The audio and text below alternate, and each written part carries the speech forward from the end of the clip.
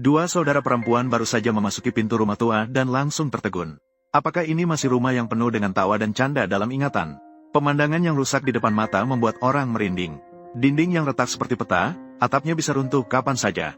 Halaman bahkan telah berubah menjadi hutan belantara tanaman.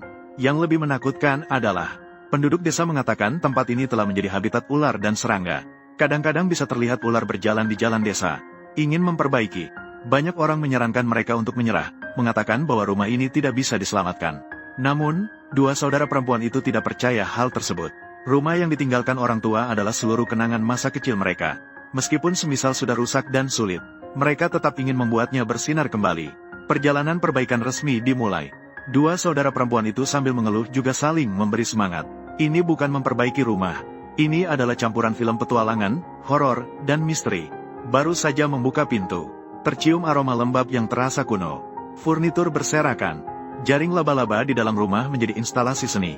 Saat membersihkan halaman, tiba-tiba, seekor ular kecil melompat dari tumpukan rumput liar. Membuat dua saudara perempuan itu berteriak ketakutan. Kontraktor justru sangat tenang. Jangan takut, ular ini lebih pengecut dari kamu. Langsung lari saat melihat orang. Di bawah lantai rumah tersembunyi banyak harta karun tikus. Dan kawanan serangga telah membangun sarang mereka di hutan tua itu.